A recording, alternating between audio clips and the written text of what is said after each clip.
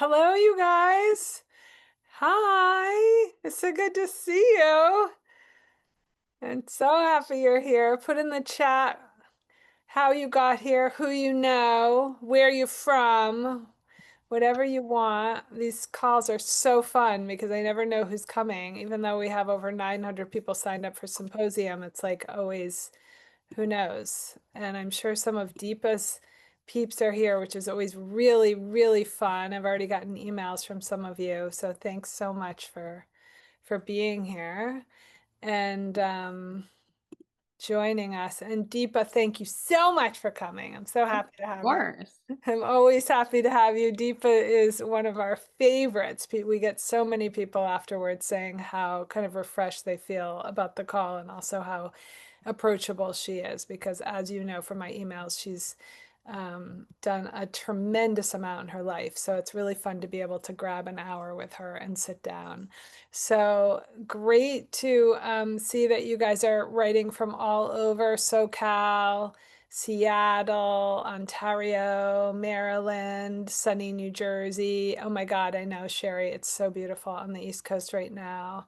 Waterloo, New York City, Central Texas. Yay! Hi, Serena. She just came in. Baltimore. Hi, Sheena. Brewster, New York. Hey, Sarah Johnson. We were just on retreat together. Port Moody, BC, Canada. Hey, Saratoga Springs. Oh my God, so good to see you guys. And Deepa's in LA. How is it out there, Deepa, today? The sun is just coming out, so I think it'll be nice. It looked like it was going to rain for a minute. Oh, okay, but not anymore. That's good. And Yes. I'm just so happy to have you on here because I think a lot of people are feeling in transition and you have such a beautiful transition story. And I feel like when we're in transition, there's a lot of people in our lives that can be like, yeah, don't move anything. Like, what are you doing? And so it's really exciting to have you here and you made that big leap. And one of the stories I told about you was that you really didn't have a choice, right? You were kind of told by your doctor, like, it's your job or your life. It's like your job or your health. Is that right? Yeah, absolutely. I just a little bit of the backstory. So I had been at Deloitte for 21 years. When I joined, I did not think I was going to be there forever. My background was not like business. I was not a corporate person. I was actually interested in politics, and I thought I'll go get a year or two of private sector experience, and then I'll go back to what I want to do. 21 years later, I was still at Deloitte just because it was, fascinating, and I learned a lot and moved up really quickly. And yeah, towards the end of my career, it was kind of this combination of this like growing question around like, am I doing what I'm supposed to do? And I saw Terry, so I know we'll come back to that question. But then I started to get really sick. I just sold the biggest project of my career. I just gotten married and moved to the West Coast. There was a lot of things happening, and I was working 100 hours a week. It's probably at like month 9 when it really started to take a turn and a really serious toll. And it started as small things like, headaches and skin rashes. And then over the course of the 9 months, it grew and grew and grew. And eventually I would take, yeah, a leave of absence. I took 9 months, a sabbatical, and spent almost entire 9 months in bed. Like couldn't feel my, knees down and my elbows down, full neuropathy. And my 14th doctor, and the stories in the book, my 14th doctor looked at me after running all these tests, and it was like the fifth time I'd seen her. She was a doctor I saw when I traveled because I was always on the road. To be clear, I lived out of a suitcase, 3 cities a week for a majority of my career. And so I'm, in her office with my suitcase, and she's looking at the suitcase, looking at me, like, thinking a lot of things. And she says, I can keep running tests, or I can tell you what you already know. Your job is killing you. And then, she asked these really big questions like, what would you do if you didn't do this job? Do you feel like you have to do a job like this to be worthy? And don't you just see you're worthy being you? And yeah, it was a big, heavy conversation. And I did everything in my power to not like cry and like left her office and, spent 6 hours in my hotel room, like realizing like we're probably at the point where I have to do something different. Wow, that's intense. And it's interesting how a story, if you go back to the self in that moment in the doctor's office, kind of hearing that, being asked those huge questions, like essentially she was talking about blowing up your life as you knew it. I mean, right? You'd given yourself to this work for so Yeah. many years and done very well at it. Yeah, yeah, absolutely. And I think a lot of what I am toying with now, as far as what I want to write about next, and even just kind of the ideas that are like really complicated and interesting to me are about identity, right? Like my work was my identity for such a long time, and what happens when it's not. And for a lot of the women I work with, who are high achieving, put career first kind of women, not everybody, but a lot of them, that's a really big part of the equation that you have to fix or solve for or start to ask, why did that happen? Why is it set up that way? So, Yeah, yeah, it's so fascinating. And when you blew up your life, you were saying like you'd never written anything. Well, you blew up your life in order to make this incredible life that you have now, which is like a creative career where you're speaking on all kinds of stages and the media has profiled you and you have this incredibly successful book and you're working on, your next project. But you didn't know that then. And I remember when we first talked, it was very fresh leaving Deloitte, leaving corporate. And you thought you needed a ghostwriter, and then it was very clear to me what a strong writer you were. And you have said to me recently that you'd really only ever written a long email before you yeah. sent me those pages. Yeah, I never had written ever anything. Like I always liked the idea of writing, but writing was not something I did, right? I was always kind of more in analytical things, like the like creative wasn't part of like how I grew up or what my parents encouraged. Being like right an Indian daughter, it was always more the sciences and that sort of career. Yeah. And so there wasn't really space for that, or it wasn't really encouraged. And so writing, although I enjoyed it, maybe I had never done it. And so I was known in the firm for sending really, really long, long, long, like thoughtful email messages that were always inspirational. So there is some sort of like through line in what I do now and what I used to do. I think a lot of my LinkedIn posts probably felt like my emails back then. So I only had done that, but I had never written. And I didn't know I was totally going to write a book. I knew I had to leave. I knew that it was this growing combination around purpose, right? Having worked in politics, like the world was changing around us. I felt very discontent and just kind of was I wasting my life was like this big, billowing question in the background. And then the getting sick, I see it in some ways now as kind of a helpful sort of thing. It pushed me to have to make different choices. But yeah, I had never written. And when I reached out to you, I was knee deep in, do I work with a ghostwriter? Because I've never written anything. And you encouraged me. And by the way, I cold reached out to you. I'd seen your name in the back of Jen Waite's book and I loved her book so much. And just kind of said, Suzanne, you don't know me. Like I've kind of been thinking about it or working with a ghostwriter. I think I was in the early stages of that. It wasn't feeling great. She was wonderful, but it just wasn't working to tell her my story, and then have her translate it. She wasn't a woman of color, so there was like a lot of translation happening. And I reached out to you and you said, can you just send me a couple of things that you've written? And all I sent you were like paragraphs, I think, from emails or ideas. And you were like, this is wonderful. Like just start writing. And yeah, it was helpful, but overwhelming at the same time because I had never done that before. Yeah, it was really beautiful what you were working on. And it's interesting because we sometimes feel in this world of hierarchy that, even authors, I hear authors like, oh, I want to get together with other authors. But in fact, there are people that you're going to rub shoulders with that are authors in the making, that are going to be huge successes that are just starting out. And when you can see the passion and the power and the talent, very raw, incredible talent in those pages that I knew was going to grow into what it did really, which is a life-changing and life-saving book. When you can recognize that in someone and then see them sort of take it and move with it, the potentiality of it, it's very exciting. And then 6 weeks later, 6 weeks, yeah, 6 weeks later, you signed with your Yeah. agent. Yeah, with Yeah, no. So how it worked was just to be super clear. I left in the, I guess the early stages of COVID. I left in March of 2020. The book came out in 2022. So I left again, partly because I'd come off of this leave of absence. You're only allowed 12 months, and it was like either I was going to have to go back full time or quit. Like those were my choices at that point, and I wasn't well enough to go back and kind of get back into that. And so I decided to leave. Huge process to leave. And after you've been somewhere for so long, it's your entire identity and your bubble. And a lot of people told me I had to leave to something, right? Like you had to leave to something better. Like, by the way, people don't leave the partnership. It's kind of like a tenured professor. You get to that position and I'm seeing Joni nod her head because she was a partner at Deloitte. Like you don't leave, you know? And so it was like, I got a lot of feedback. Don't do that. And don't do that during COVID. Like, what are you thinking, you know? And I just knew something in me said if I didn't leave now, I would never go. Like the health kind of felt like it was like the second domino to fall, and it was kind of sending me a signal. And I wasn't unhappy, but it just felt like it was time to be super clear. And so yeah, I left. 6 weeks later was right around George Floyd's murder, so I kind of left in that sort of bubble. So all of a sudden, these conversations, the things that I'm thinking I was going to write about, being a first and kind of navigating corporate space, there's all of a sudden this something in the zeitgeist where it's a part of a larger conversation, which is why I also think it sold so quickly.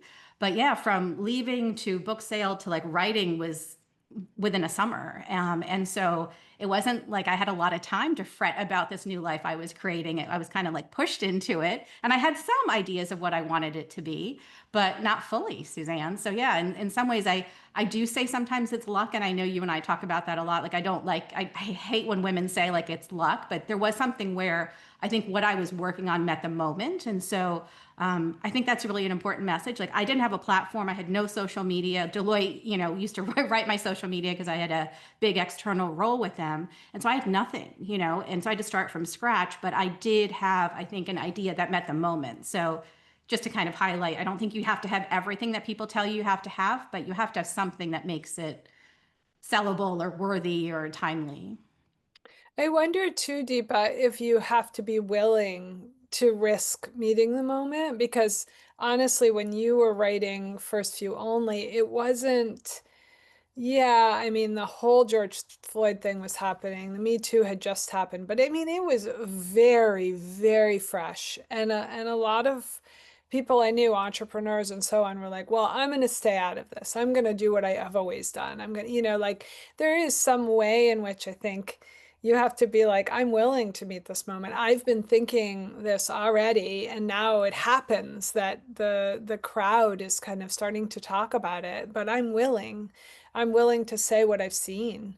And I think that was really a risk because you also had an NDA. So you had to find your way around the NDA, and you had imposter syndrome. I mean, you said to me many times, like, oh my gosh, like, who am I to be doing this? Like, especially when you got introduced to Gateless and then I mean, now you're friends with all of them, but I think when we come into Gateless, sometimes it's like, oh God, like all these people that have published books and are doing it. And I remember saying to you, but yeah, you're going to be one of those people very soon. It just doesn't feel like that yet. But so I'm curious, kind of, was it the writing that kind of shot you out of that place? Like, how did you manage that feeling of the imposter syndrome or like, I'm so new at this?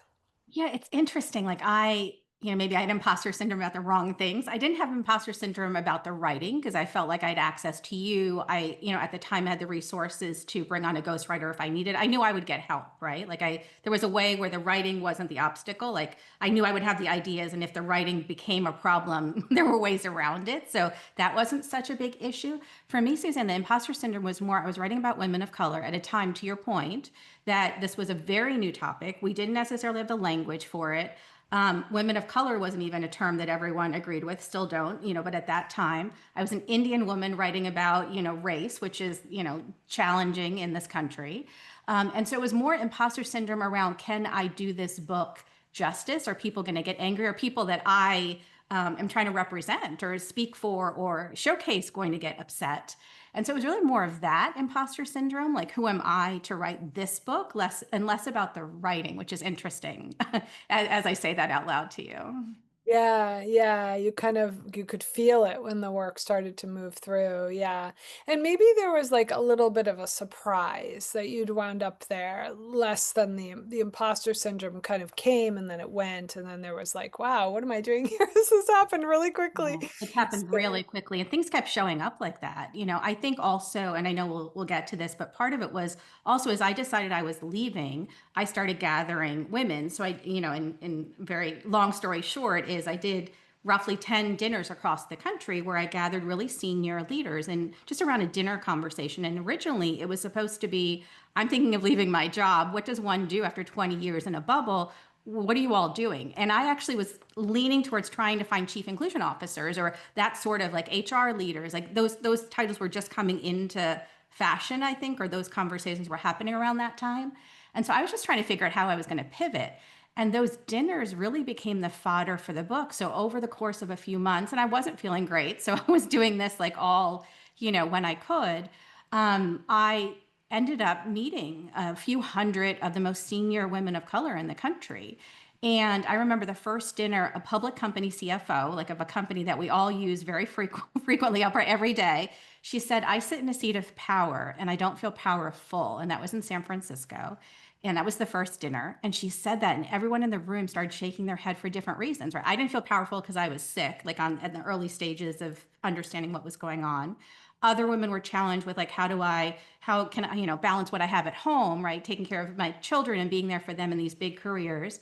For other people, it was just like trying to navigate, being successful in their job. It was all these things, but everyone didn't feel like enough, and everyone felt like they lacked power. And Suzanne, that became like this really like big aha that I wanted to study. And that became, I think, the impetus for the book. And then, yes, I wanted to tell my own story. I was a first in Deloitte. I was the first Indian woman to make partner in a firm of like, right, 100,000 people, Joni, at the time. And that, there was a lot of like navigating around that. And I don't know that I had issues around that per se, but I always felt like I was a little different in how I presented myself, how I had to show up, like how I had to justify that I had a right to be there because I was young as well.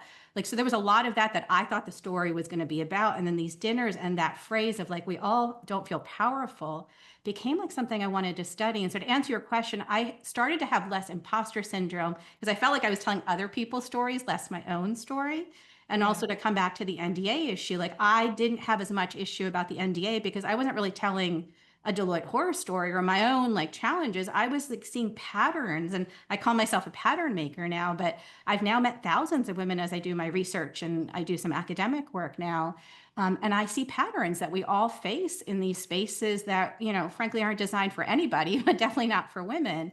And those patterns are what I saw in the dinners and became, I think, the initial stories or the things I wanted to talk about in the book. So, yes, it came from me, but it was like the dinners gave me freedom to see there's something that's happening that's universal, and I want to understand that. I think a lot of women in the dinners didn't feel like they could leave and tell their stories. They didn't feel like they had permission, but they were also scared. Like they were afraid they would never get another job. And because I was also not feeling great, I wasn't so worried about getting another job. Like it was kind of like, I don't know what I'm going to do, but I'm not going back to that. So I'm okay in talking about the challenges of structure and some of the things that people are uncomfortable with. Yeah, and in terms of craft, book craft, one thing that really helps a book, and we've seen this all through the ages, is for the author to be able to sit outside of a structure and look into it. That's why, like, the new kid in town is like a, sort of a repetitive, or even just moving into a landscape that you've never been in before, because you're seeing it with sort of beginner's eyes. You're seeing it with this. And you were an outsider in many ways in the corporate structure, as you talk about in the first, the few, the only.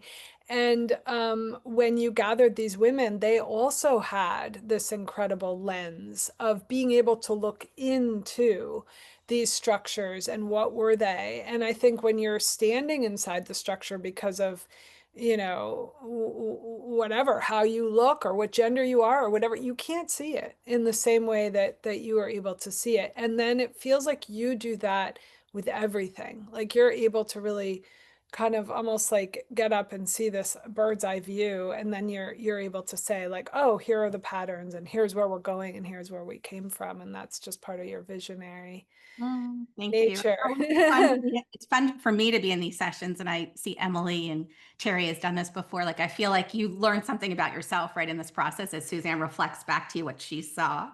So that's really interesting to hear. Yeah, I think I didn't know it at the time. For me, Suzanne, a lot of it was I never felt like I belonged anywhere, right? Like my parents were immigrants to this country. I grew up in a very small, very small one street light town in New Jersey. When I was growing up, there was no one else that looked like me. Now it's much more Indian, but growing up, there was nothing like that. And so then I went to these very elite institutions, right?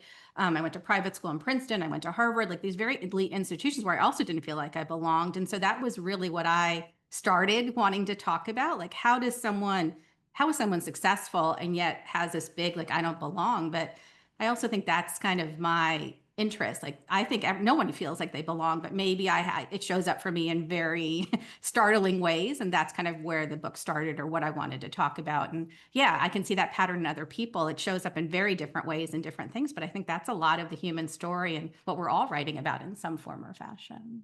That's right, exactly. And DePauli makes an excellent point, which she's saying, like, when we reframe the imposter syndrome to realize, like, we're not the imposters.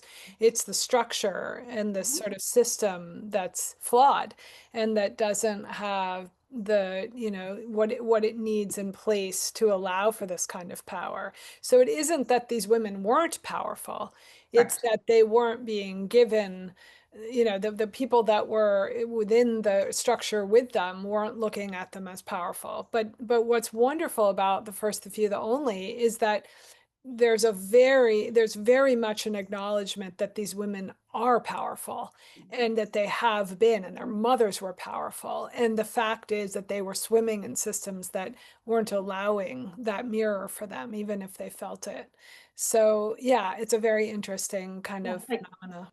totally agree with that, Susie. Yeah, but to be super clear, these women felt like they weren't powerful because I think they just never felt like they were enough or never felt like they could make it work. Like they were always, I call it like spinning plates. Like when they were doing something at home, they always wish, they felt like they should be working. When they were at work, they felt like they should be worrying about home. It's like this, and I think that's a universal challenge for a lot of women that we face of this enoughness. And I see it in so many of the women I work with.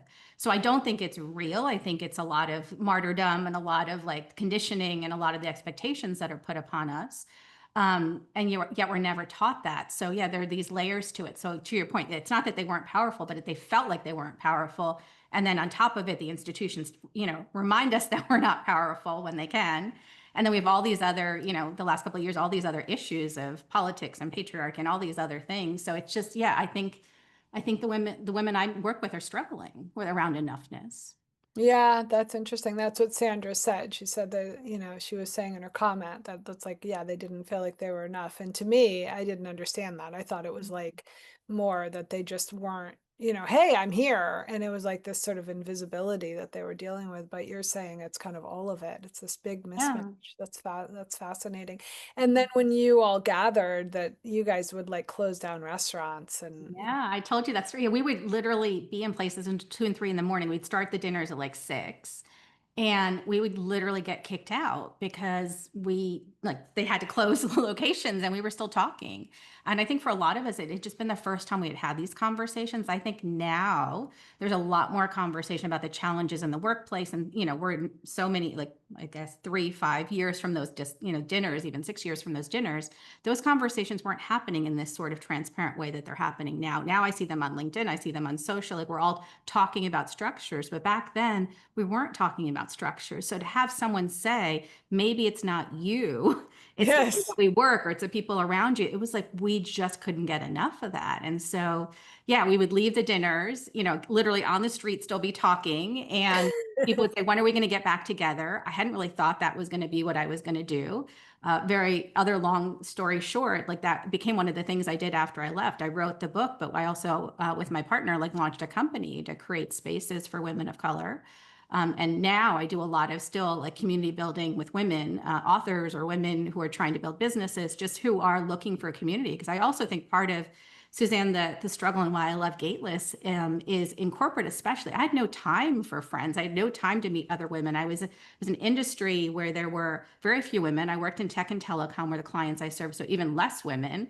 And so I just didn't have time. And then I was on the road. So there was never time for friends or conversations other than like work sort of things. And so I think that loneliness of it's just me was so apparent. And I see that even now with a lot of like authors and things, which is why I think Gateless and places like this and conversations are so important because those feelings are universal. But when you're in those spaces high performing, you don't realize other people are lonely, other people are having challenges, other people are lacking friendships. And I think it's just particularly hard for first because there's so many eyes on you, so many expectations on you. And so there's even less ability to say, like, this is really hard or I'm struggling here.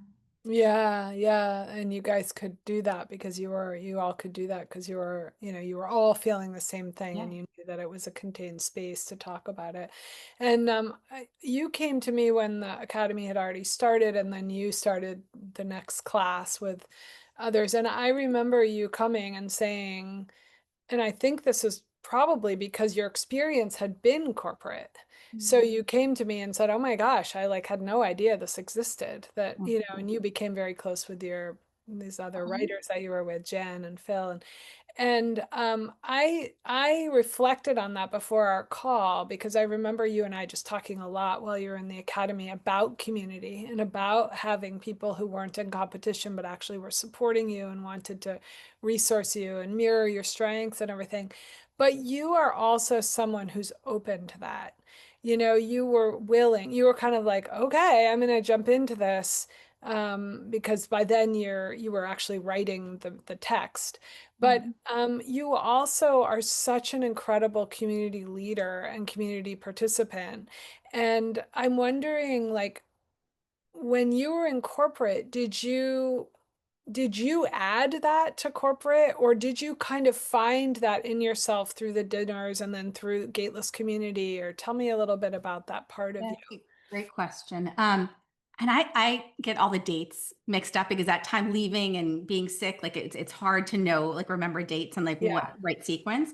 I feel like I sold the book and then I was in Gateless that fall. So and I sold the book in July, right? So I think it all happened really quick. I literally think I was writing the book as Gateless was happening and I had very little, like so I was literally writing and we were going.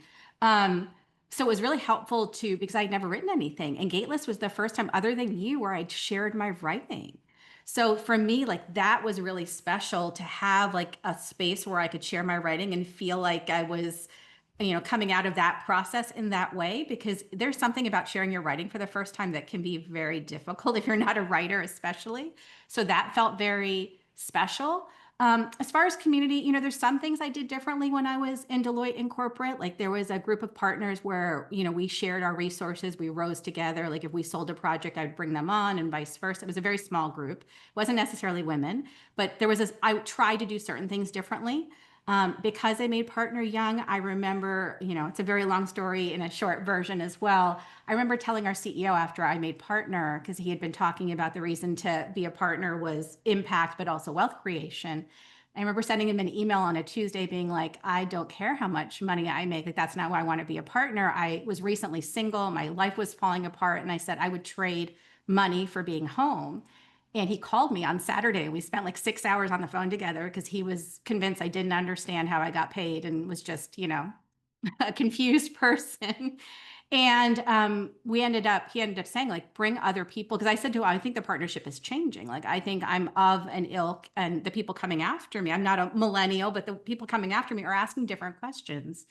And so I was able to create community around that, like that my voice, my perspective was different, like how the partnership should change. And I was actually rewarded for that sort of thing. So maybe it was more truth telling, Suzanne, than community, and that my viewpoints were valuable and could shape and change conversations was rewarded in Deloitte. But yeah, there wasn't really time for community because you're just going and producing and doing more and, trying to survive. Like the competition wasn't big until it because it's collaborative, but the sense of like performance is like such a bigger priority in corporate spaces. Yeah, that's so interesting. It's Vicky Goal and I, who also is a big business person, and she's in Gateless writing her book right now. We were talking about the idea of retreat, and like, why do we call it retreat? Because it's like a war term. And I was saying, well, it kind of is a war out there. Like are in mostly spaces that are competitive, that are hierarchical, that are sort of like I'm sitting next to someone who could become my competition in an hour, and I don't know what I'm going to tell you. And then when we make spaces like you made for the gatherings, or we enter spaces like Gateless, and there's a whole chapter in Deepa's book about that. It is kind of a retreat from that idea that we have to be at war with each other. And maybe it's such a natural state of being, really, when you have the creative in you, when you have the artist in you like you do. And I love in the piece you sent me recently, you talked a little bit about how like you don't always have to be writing. Your writing happens in these spaces that are like going for walks, or it's you're thinking about it. Can you talk a little bit about that? Because I think that's like yet another way that the creative life happens, the good supportive community, but also like this idea that we can always be creating. So can you talk about like how you write when you're not writing? Yeah, absolutely. I feel like there are two questions in that. I would say like the community aspect, just to answer that, I think I saw ways where resources or how things were done or how to get ahead felt like it was really confusing and hidden to people. And so since I've left Deloitte, part of what I do, and I've done less of this year, just because after the book came out, there was a lot of incoming, very heavy incoming with like women who were going through trauma. And I think after not knowing, I had to set boundaries. I ended up helping a lot of people, and it took its toll. But for the first year, like I would share like how to get on a TED stage, how to, because I did 4 TED and TEDx talks in like 3 months, like unheard of, don't recommend it.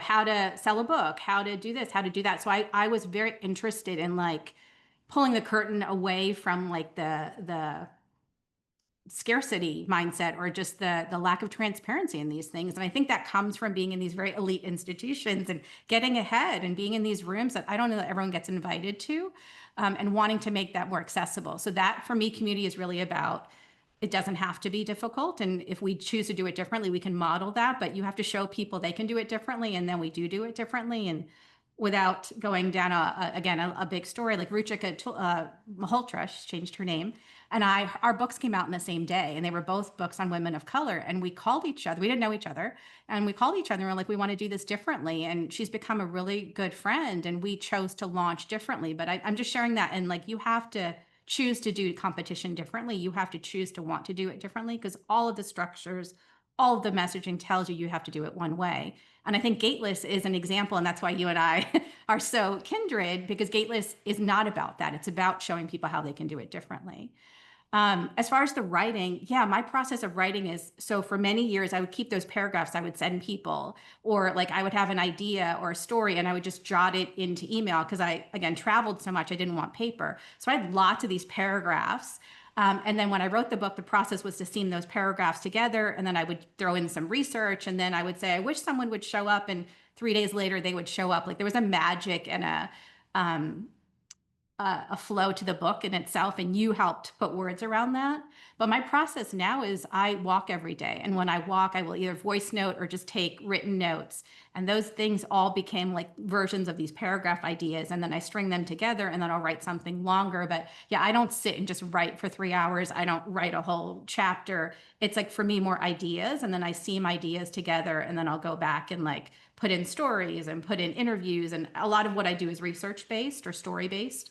That will probably always be what I do. Like I'm not a fiction writer, so it's a different process. But yeah, it's like I'll have an out, like a very, not an outline, but like a chapter with holes in it and then go look to fill them in. Yeah, and I would say that fiction writers do that too. They kind of have this idea of a story or the memoir. And then, what we forget and what gets in our way is like, I always have to be pounding on the page. If I don't write every day, I'm not writing. And one thing that I noticed about your process that I think feels like, oh, I'm the only one in the world that does this. But in fact, if other writers and authors let themselves do this, they would feel a lot better about the process is like, I'm gestating. I know I have this thing. I can feel it percolating. It's coming up, but I'm not writing right now on it. I'm allowing it to find its form, to find its pattern. And so you will spend weeks sometimes kind of doing other things, focusing on other places. Sometimes, yeah, you're taking walks and but it's definitely this allowance that the writing doesn't have to be like grinding out the pages all the time, which I just love about you. I think and then once it comes out, it's kind of amazing because you'll send it to me and it'll be like, like these incredible chapters that I'm like, oh God, this is so good. But, it doesn't always have to be like that. It can also be for some people rough and then they go back and they work on it. It happens that you kind of like, it forms and then it all comes out and it's actually pretty amazing and very exciting to think that we don't have to like grind away at the page when we're not really ready for the page.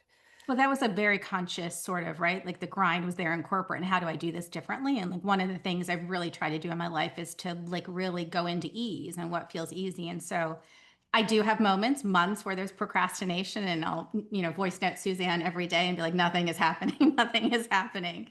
And she'll be like, it's percolating, like it's coming. But it's also been helpful to listen to all of the everybody else's stories, right? And to realize, that your other authors, like a lot of our process is more similar than I realized. And I think again, I didn't know that. And so it's helpful to know that there is like differences to the process, but there are some similarities. But again, I think because writing is such a solitary process, it's so helpful to have these kinds of conversations to realize it's different for everybody.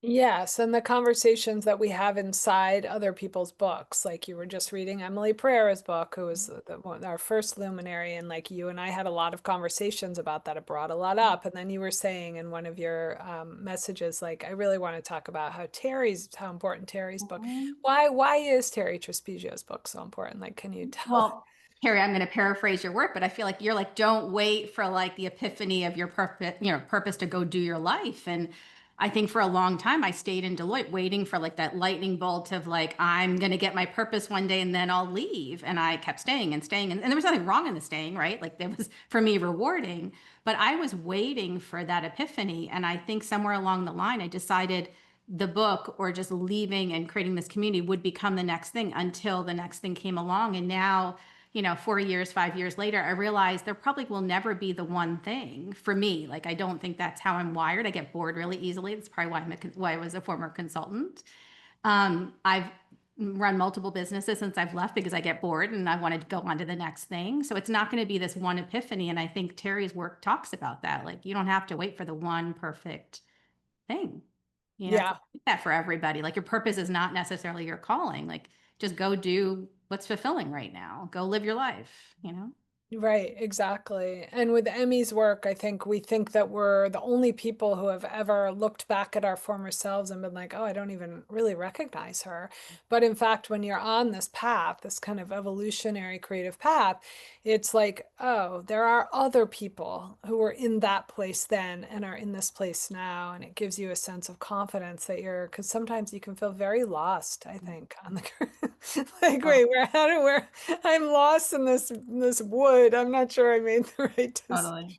decision. And yeah, Carrie, I love I can barely read all the comments. There's so many and they're long. But yeah, I Yeah, think it's follow excitement. Just go, right? And yes, I write a lot about, I thought my next work was going to be all about shoulding, right? But yeah, I think a lot of us do what we're doing because we think we should. We have to. For me, a lot of it was from my parents, right? And that idea of they gave up so much to be immigrants and come to this country that I had to be successful. I had to stay in this job. yeah, But you have to let go a lot of that, especially, and I'm finding it with a lot of the women that are in their 40s and 50s that come to me. I think there's something magical that happens at midlife where you're like, I'm not doing the shoulds anymore. I don't know what the new pivot is, but I'm not doing that.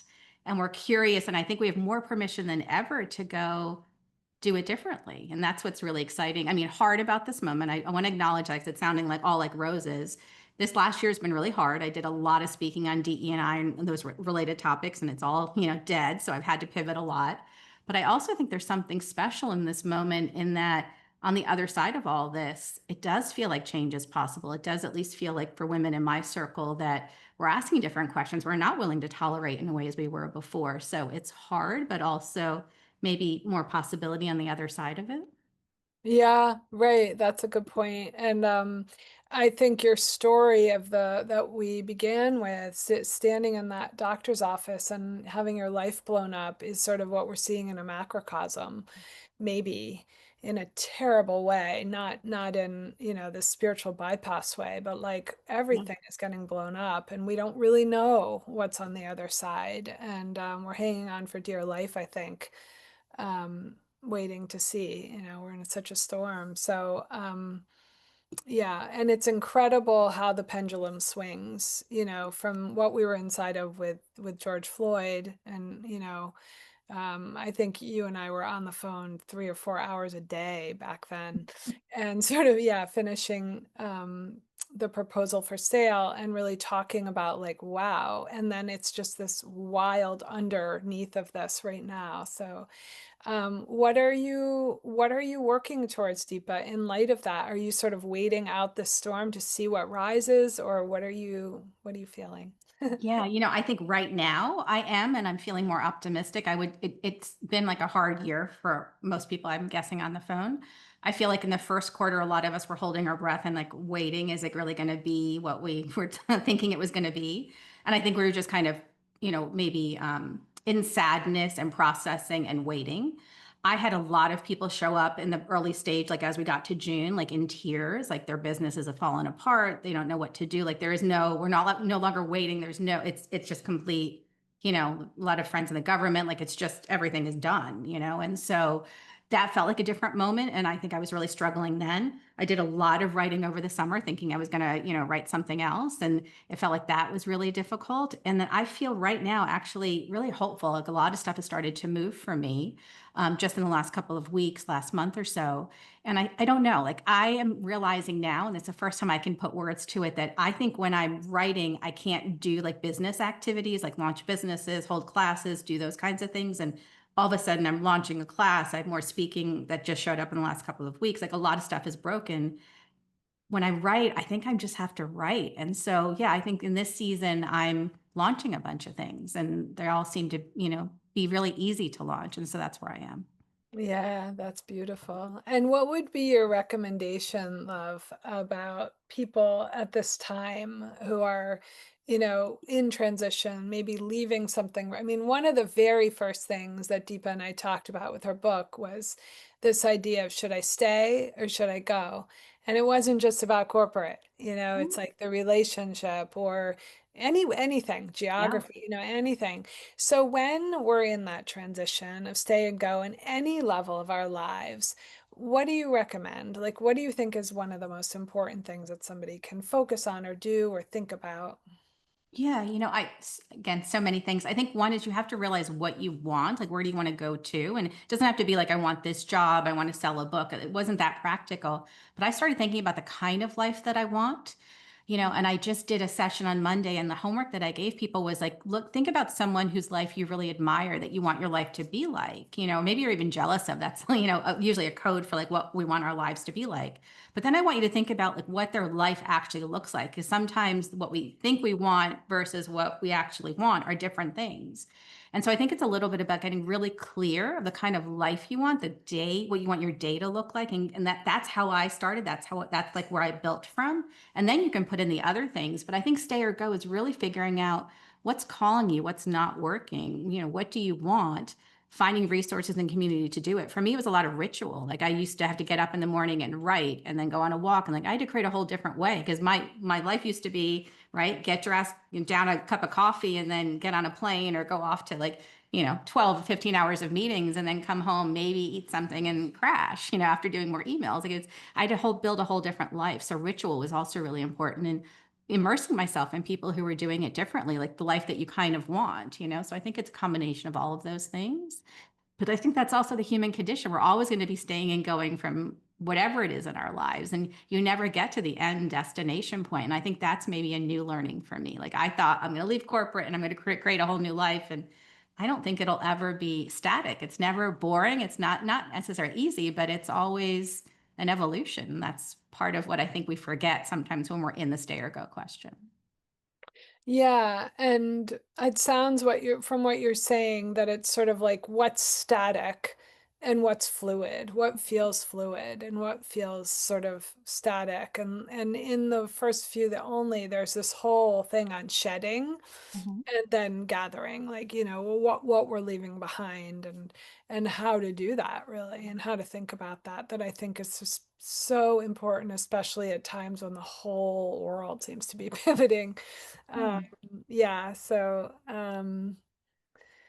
yeah, so do you guys have questions? It's always good. I mean, I always tend to like take Deepa's whole time because I'm fascinated by everything she has to say. But she's also, and I am too, like here to answer any questions that you might have in the chat, or you can raise your hand and let us know, and we can help you think about it. I think community is also really important when you're pivoting. Like, who are your people? And are they supporting this pivot? Or are they telling you how scary it is? I mean, I think a friend who brings in discernment is great, but somebody who kind of like breaks it down with fear is maybe not so great. So, Amanda Aaron, did you receive royalties after your main upfront payment? Okay, so the main upfront payment that Amanda's talking about is called a book advance. So when you sell your book, you'll get an advance, and sometimes it's, huge. We've seen seven-figure advances in Gateless, and sometimes we've seen smaller, below six figures, and most often we've seen six figures. And then the royalties are like when the book starts selling against that advance. So, do you want to answer that question, Deepa? It's a personal question around money, but Yeah, I didn't do the book for money. You had actually told me the book is not going to actually make any money, and if anything, it's going to cost you more than you're going to take in. So I went into it, I think eyes open, knowing that that was never going to be like a money maker or what was going to be really important. And I think where I started to focus is what else is going to make money. And for me, a lot of my money has come from speaking. Like I've been able to make a significant up till this year, where now we're no longer allowed to talk about women or race or anything that I care about on any stages anywhere. Prior to that, I really had a huge business. Like I would say, almost half of my Deloitte income was speaking since I left. And so I was able to make up a big gap of that in just speaking right out of the gate. And again, I think it was that I'm at the moment, meaning like what I was talking about and my expertise were like what people, inclusion, all those topics were so hot in corporate spaces. And so I had a big book of business for speaking at corporates and on relating to advancing women. yeah, and I think there is a saying that the book adds a zero to your salary. So it's not like the product of the book makes us money. Sometimes it does. My book made me money when I first launched.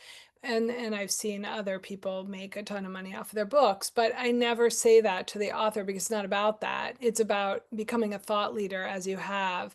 And then yes, the speaking, or some people launch courses, or so, it just, we never know, sort of.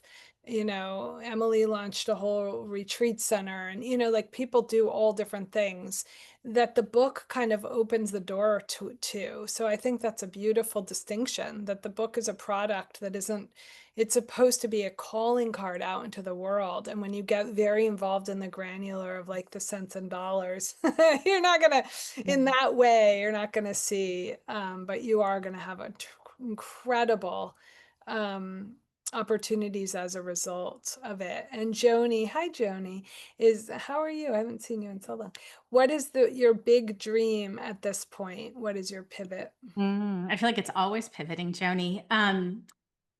Yeah, Suzanne, I also want to just say, like, leaving corporate and Jody was a partner with me, like, we had very big salaries or very big, we made a lot of money at Deloitte. So I think we left not to go make money. Like, I think that's also very important. So I think sometimes when you're leaving corporate, you're leaving these other jobs, and that was kind of how you framed this conversation. I wasn't leaving to go make money. Like, that's not what I was chasing. And so it's maybe a different question, a better question for someone who's maybe more creative. Like, is this, how did it grow your business? For me, that's not what I was looking for. I was looking to pivot. I was looking to make impact. When I've had this conversation with Suzanne before, we've called it a mission driven, I think bestseller or whatever. Like, and so the conversation's been more about like writing a book that helps people. And so that's really what I wanted to pivot and do. So just really interesting, like your perspective on what you're leaving to write a book. It really does make you answer different questions, and you do it for really different reasons. I don't know, Johnny. I think I'm still figuring that out. I think I left, created this whole other business, and then had so much speaking and so much incoming. It was so overwhelming until I would say probably January of this year, and then got really quiet. I want to write another book. I think I'll always want to write, so I think that'll probably be what I do. But a lot of other things have shown up. I have checked off lots of things I don't want to do. So I had an affiliation with HBS, Harvard Business School. I don't enjoy teaching, so I don't think I want to do that. I like, doing research. So I think I probably will do more research around the think tank that I started and that sort of thing. But I think I'm realizing what I don't like. I think I'm still figuring out what it is I do like. I'm in that process still. Yeah, your life, allows for that, because you're not stuck in sort of a paradigm, which is really beautiful. And this is an interesting question from Lisa. She says, how inspiring it is, the talk. I'm in transition, have been thinking about moving towards creative writing. So I always think that's a movement that happens within the intuit. Um, rather than in the mind, which was a passion when I was younger. Yep, it was the Intuit, but I'm at a loss for where to start and even what to write on. How have you and others you've known found what they want to write? Can I answer this, Deepa, just Mhm. very quickly? Yeah. I was gonna say you fix that for me.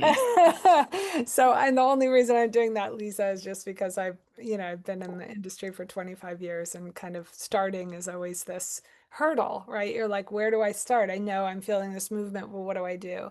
And what you want to do, and this is true for anyone on the call, is really allow the self to move into what is coming up. So, and Deepa can say this too for her own work.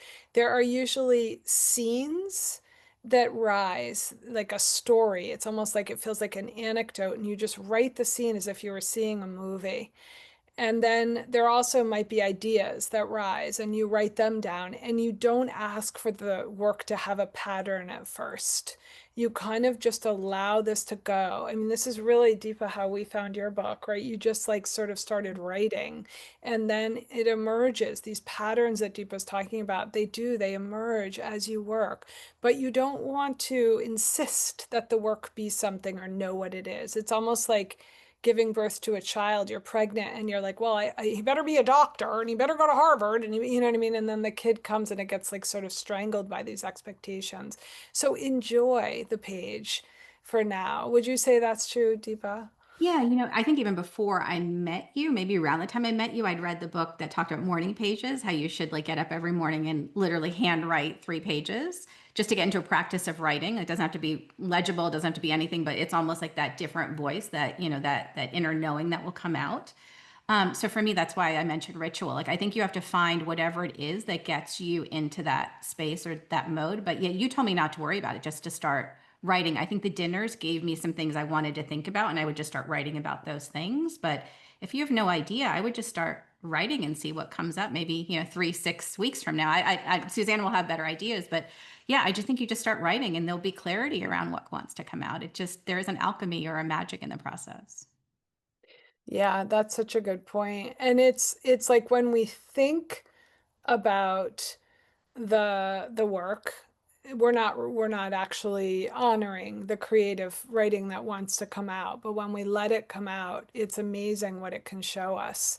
And I think people are talking about the artist's way, and I love the artist's way. I also think as we're talking about belonging and variance in terms of like who's giving permission to write and all of that, there's some parts that she's missing in that work. And I think there's almost like a duty of those morning pages. And if you can take away the duty when you're first starting or when you're even trying to finish and follow the excitement, follow the story, follow what's rising, and really just allow it to rise. We are not taught that that will bring on success or achievement. But let me tell you, for 2.5 decades, I've seen that it does. So you really can honor it, even if it's 15 or 20 minutes a day, even if it's an hour a week.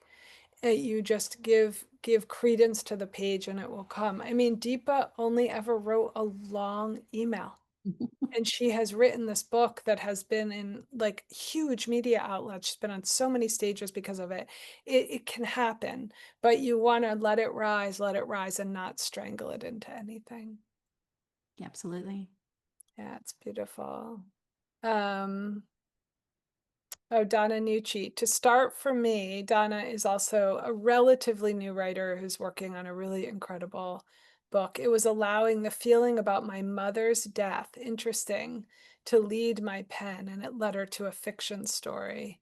That's just amazing. That really reminds us that it can be something that really moves us to the page like that. Yeah, Yeah, I yeah. think for most people, Suzanne, I think there's something you want to write about, and so you just start writing. I think that if there's nothing else, it's like sign up for Gateless and start writing. But then I also think like as you start writing, don't be wedded to what you want it to become. I think you just start writing and it will become what it's supposed to become. And I guess that way. So if you have three ideas, I would say write into all of them and you'll get clarity around what's exciting to you. But I think the magic that happens is what you think the book is going to start as and what it ends as, a year or two later are never the same thing. And that's part of what comes out. Yeah, yeah, it's so true. And Lori, and this is such a good question, Lori Brasket is asking regarding ritual with morning pages, why do they recommend handwriting? Okay, this is why I have a problem with morning pages. I hesitated when I said it because I know you don't love it. I remember having that conversation with you. Yeah, I mean, you can just write, don't worry about if it's handwritten, if it's on the computer, really, we don't have time. If it's on the phone, if you're walking and you're driving to your son's ballet thing and you're just like, okay, this is what I'm gonna say into my phone, into my notes, like really no strictures. The artist way was written way back when we had more time, when we had more of ability to be flexible with that time. We didn't have the internet, we didn't have social media, you know what I mean? So really right now we want to be as flexible as we can with ourselves. Would you agree with that, Deepa? Or what were some of your rituals? Yeah, I think yes and no. I think coming from corporate, I know how to get a lot done and sit on my computer and type away. I think part of, and I've done a lot of therapy. I think part of even in therapy, what they would have me do is use my left hand and write out things because there's a different side of the brain I think that you use, and it's more like your child voice, your inner voice. Like so, there is some psychology behind I think why that might have been suggested. But I think whatever works for you. I think that's also the magic of this process is you have to try, if you're willing to try a bunch of different things and see what works for you. I used to get up every morning, light, because I had this friend Tara, and she's like, light a candle, like do these exercises and then write like, your morning pages. And I did that for a little while just to see if I liked that. And I didn't like that. So I started doing other things. And I now know 5 years later, it's walking. So for me, I go, if I can, like an hour walk in the morning, an hour walk in the evening, and I'll get all kinds of stuff that come out of that. And a lot of the time, by the way, I'm listening to all of your books on 2.5 speed. I would go faster if I could, but like I'm listening to everybody be chipmunks in my ear as I walk. Like I voraciously listen to audiobooks and I'll get my own ideas, like things will come through because it's almost like I just need my mind to wander. Like I need to not be structured. So I think Suzanne, yes and no, like I needed to be less productive. Like I needed to learn how I needed to turn it off. I think for other people, it might be you need to learn how to turn it on and discipline. So I just think it's different for everybody. Yeah, if discipline works and structure works, then use that. But it's sort of like the story of the monks and the cat, right? The cat was like coming into the hall when the monks were meditating, climbing all over them, and they wound up having to, before they got to the hall, they would tie the cat up so the cat wouldn't like interrupt them and wouldn't, mess up their meditation. And then, years and years later, the cat died and they felt like they couldn't meditate because they didn't have a cat to tie up to the tree. So I just make sure that the discipline is there because it's working for you and it's not interrupting anything. But either way, when you write and it's fantastic no matter how you do it. Deepa, I am just so grateful to you. I know that you don't have a lot of time, but I'm wondering if you can answer Lucy's question because I'm it happy to stay on for a couple minutes. okay, okay. I know it's a couple minutes past the hour. So That's fine. Lucy, hi Lucy. Did writing help you heal the trauma of racism and not belonging? I think this gets in the way for me. Yeah, I think you have to get to the other side of the process. I think it's hard. Again, It's different for everybody. For me, it wasn't necessarily the writing that healed it, but it was the patterns. It was the seeing that what I was experiencing was not me. It was so universal, right? It that everyone is going through it in their own version. And so it let me be free that it wasn't like a deficiency in me. I think it's the same thing when I got really sick. Like I went right to like, oh, I let myself get sick. Like I wasn't strong enough. I didn't take care of myself, all these things. And I tell a story in the book that actually is a really good one, I think, for this example. It's the airplane story where I sat with Renee Myers and she was the chief inclusion officer at Netflix. And when we talked about, belonging as a woman of color, she started talking about airplanes. And she said, when she was a young mom, she would get on the plane and put her suitcase above her head and then spend the entire flight like holding her seat because she was so anxious that the suitcase was going to fall on her children. And I jumped in because I'm 5'1". And so when I would fly, I have to stand on the seats. I have to do all these things to put the suitcase up. And I always go to like, why did I wear heels? Why did I pack so much? All these deficiencies that I had. And in having that conversation with her, I ended up going and doing research to find out like airplane cabins were not designed with women in the room. Like literally there were like less than 10%.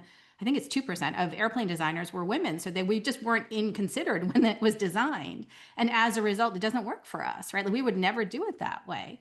And so I think that story is an example of how, like, for me, trauma and these challenges, I think a lot of us write to process, but a lot of it is also you start to realize it's not you. And once you realize it's not you, it's very freeing. Like it lets me let go of it.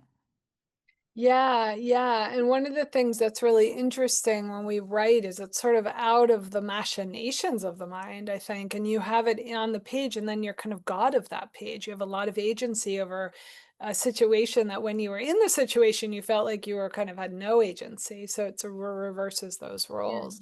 I think And of Denise's work when, I say that, right? Like I think Denise has the same story. You should go back and listen to hers, but she's like, as she started to tell her story, it was like, me too, me too, me too. And yeah, you just realize it's not unique to you. And there's a freedom in that. yeah, that's right. So Denise Cox, who's on this call, was a luminary earlier in the symposium season, and she built a film that she toured, and everybody would come to her afterwards and say like, "Yeah, me too, me too." And the film was a lot about inclusion and belonging, and it helps so much to not feel isolated within that experience. And when you write and you write in community particularly, you realize like, oh, this thing that I thought was like keeping me so isolated from everyone and out of community is actually creating community in this weird paradox. Yeah, so it's a really beautiful answer. That's such a good question, Lucy. Thank you so much for asking it. Um, okay, so I'm going to let you go, Deepa. I'm going to say just a huge thank you to this group. It's just been incredible group. So much in the chat that feels really, really rich. And you guys, you can reach out to us, afterwards, reach out to me. I can get in touch with Deepa if you don't know Deepa. If you're writing a book, you can come along. And Gateless, we are very open to everyone. I mean, Deepa is an incredible, very emblematic of what Gateless is. But, even if you're starting out or what have you, you can come along. We don't want to be exclusionary of anybody. But I just, Deepa, want to say that you are such an incredible voice of inspiration for me and everyone else. And it's amazing to hear your story again and to look at it in continuum. And I just feel so lucky to know you. No, thank you. I feel the same way. I think if I hadn't found you, this book would have turned into something very different. And I also just want to say, like, I went back and listened to everybody's, calls that that were before mine. Sometimes when I was walking, I just think there's such magic in what you've done with this series, and so I think everyone should listen to them all. Because you'll just get different flavors of how we've all created books, and it's like there's no one process. And you also get to see Suzanne's magic, and you're also hear why, like being in the community, whether that's retreat, whether that's gateless, the actual program, whether that's doing it a different way. But there's such power in what Suzanne does that I think, yeah, I will never write a book without her. So Thanks, love. Thank you so much. Yeah, it's an incredible community, and you're such a major part of it. And such a major part of my life. I just really, really grateful for you. You've been amazing. Anyway, okay, my love. So thank you for coming. We'll send out a replay if you missed any of this. And yeah, you can always get the replays too. It's all free right now, the symposium. So feel free to dip in like Deepa has. Mwah. Have a wonderful day, you guys. Thank you. Bye, sweetie.